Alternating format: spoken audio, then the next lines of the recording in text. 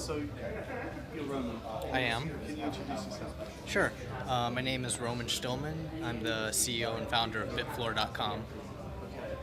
Um, Bitfloor had a big robbery recently, right? Yes. Can you tell us about that? Sure. We had a theft of roughly 24,000 bitcoins, and that equates to, at the time, it was around 250,000 US dollars equivalent, let's say. Yep. And this was an attack on our server. They got to the wallet file and were able to transfer the bitcoins out. Right. And from what I've read, hold on, I'm going to move this. Sure. You want me to look at you or the camera? Got it. So, so you left the hot wallet out, right? I mean, tell me. Sure. So some of the details are what I've posted is that due to a recent manual backup that I made, the backup was put into an unencrypted part of the disk, which was accessible even if you didn't have the passphrase. The actual wallet that was running and that was the active one was still in the encrypted part, and that was safe. But the backup was put into an unencrypted area, due to human error because that area had previously been encrypted, but I was changing things around. So what kind of ramifications for you personally have you experienced anything negative from this community? Obviously there'll always be something negative about this. The publicity, even outside of the community, is negative. It just brings more kind of attention to Bitcoin that I don't want to bring. I very much believe in Bitcoin. I believe what it's doing, and it brings another one of these theft stories out there. And my hope is to kind of work against that. And on the flip side of that, everyone has been very supportive. And many of our users love the exchange. They love the service it provided, the usability, and what it was doing. And so from that aspect, everyone has been very supportive, wants to see the platform come back, wants me to find a way to bring it back, and says they say they'll use it once it comes back. Many want it to return. And so I'm very much focused on finding a way to bring it back, finding a way to pay people, and finding, making that a reality, to not be another story that you so much hear about Bitcoin where there's a theft or something, someone scammed someone else or something bad happened and they just disappeared. I'm very much, everyone knows my name, very much public face, and I want to be very upfront about it and do the right thing. Yes, it was the biggest based out of the U.S. So we were not the biggest by USD BTC volume, but as far as any exchange that was based in the U.S. and operating in the U.S., we were the biggest by far. Okay. Sure. This is kind of young to be running I'm 25. And what kind of background do you have? So before the exchange, I worked in the fintech industry. I worked at a hedge fund doing automated trading, high-frequency trading systems. So, I would work with connecting to real exchange systems like NYSE, NASDAQ, BATS, and, interfacing with that, and, learned a lot of things from that and applied a lot of that into the exchange area. And, I've also done other projects in the web space where I focused on usability, and so very much a lot of what I do with the exchange was geared towards end users, making it simple, making it approachable, making it user focused, and understanding how to make Bitcoins for people to use, and not just a niche thing in a complex system. Okay, so are you ideologically motivated? I would say that I am. I believe in what Bitcoin provides from both a technology standpoint, in how it lets you send money to anyone anywhere, kind of internationally. It's not a concern. You don't have to think about going through entities, or even the problems you have with even moving your own funds internationally for legitimate reasons. There are countless cases where you can read where someone wants to transfer funds or wants to be in another country and use their own money, and it's just expensive or annoying, and a lot of that, Bitcoin can prevent and fixes. And to some degree, I've been a contributor to open source software and been, related to that movement in various ways over time, and so I do appreciate a lot of those aspects where, users are aware of what they're using, and the software is built with society in mind and users in mind and accessibility in mind. So that is a very important aspect for me, and I think a lot of that goes towards making usable products as well. And I mean, let's go back to the ideology bit. Sure.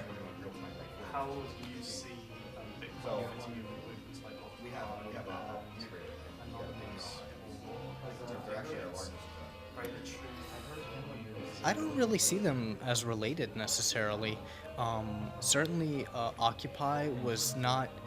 What happened with a lot of the way I see it, what happened with a lot of the banks and the lending was more of, predatory practices and more of, just bad judgment and people acting poorly. It's not that money fundamentally failed them. It's that, you had a lot of these people acting and a system designed to allow them to act this way. And so I also kind of disconnect Bitcoin from these movements because, Bitcoin is first and foremost kind of a technological solution to a cross-border money transfer and being able to easily send funds all over and pay people and receive money and have control of money. And I look at it as a much base layer more than a particular necessary ideology that I assign to it myself. Obviously, Bitcoin's interesting because there's so many people of different ideologies that come to use it and kind of put their own spin on it, and that's okay. Everyone that uses anything puts their own spin on it and thinks it's applying to them in an interesting way, and to me, it's an interesting technology and an interesting way to exercise your freedoms and basically be a citizen of the world in a lot of ways as well. Do you think it's? I mean, it sounds to me like a little bit like it has a kind of purity about it, which the current. It's fine. Sure.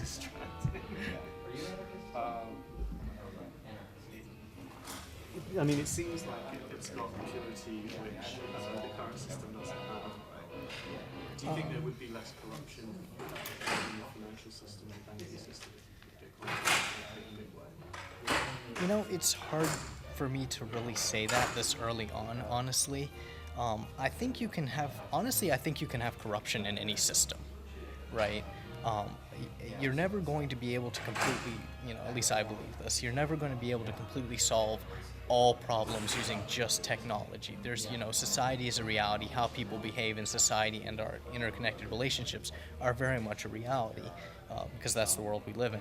Technology can work a long way towards assisting people in doing the right things and assisting people in interacting in ways that can maybe mitigate some of the fraud, mitigate some of the risks, make it harder to do some of the predatory practices.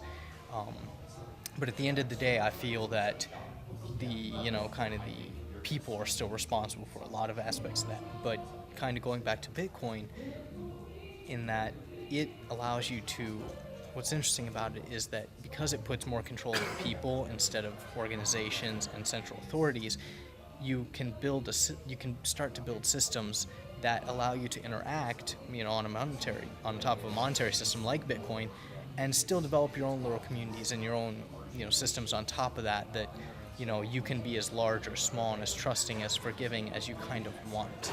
It's, in a lot of ways, it's just a foundational layer of, sending money back and forth, right? This is an important aspect of society, to be able to interact and transact, and Bitcoin provides for that, but doesn't kind of stipulate how you have to do that and what systems you can build on top of that.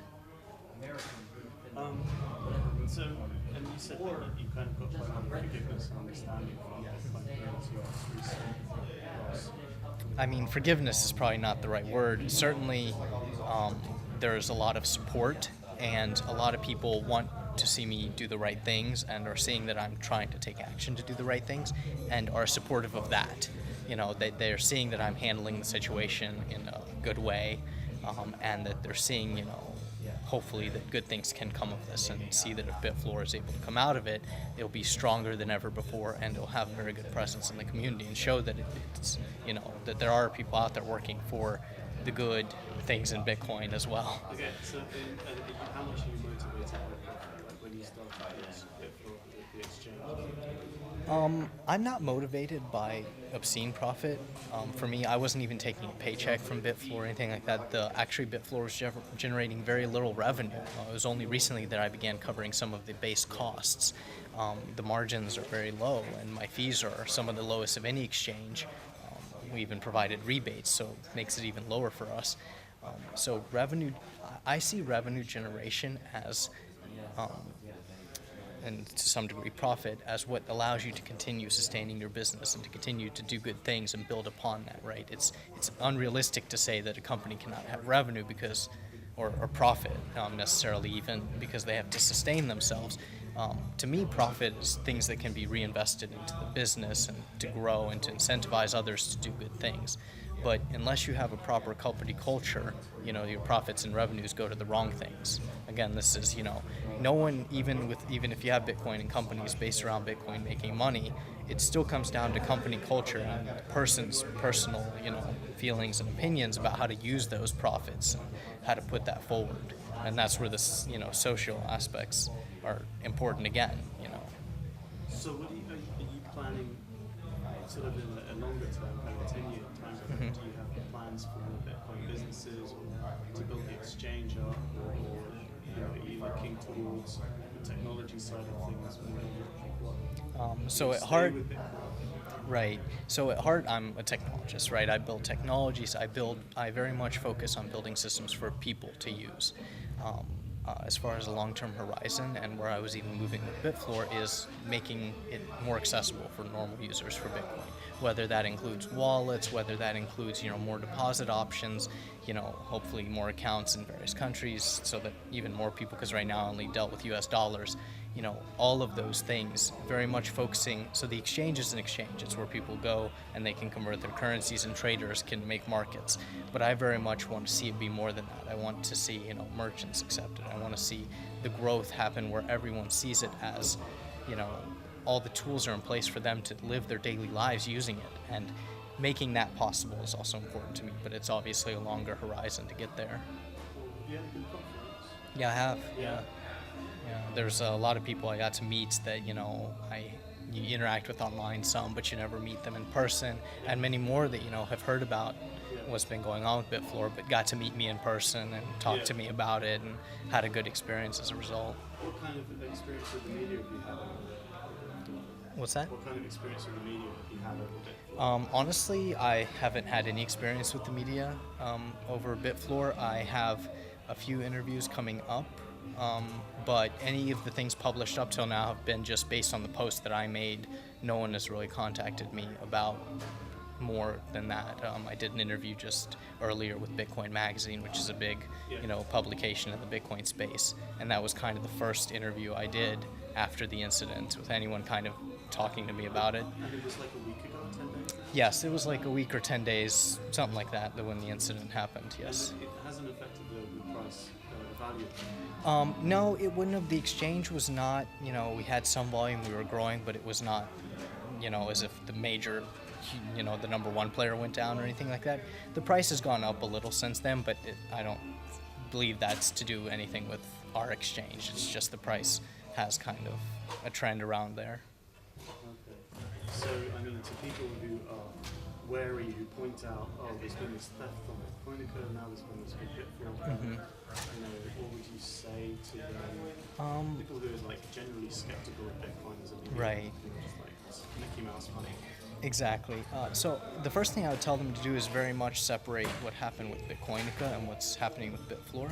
Bitcoinica is much more shrouded in uncertainty and kind of what happened. They had multiple attacks or breaches, or it's very unclear how the whole Bitcoinica situation is playing out and what really happened there. And to some degree, it's also unclear who was running it, whether that person was even a public figure.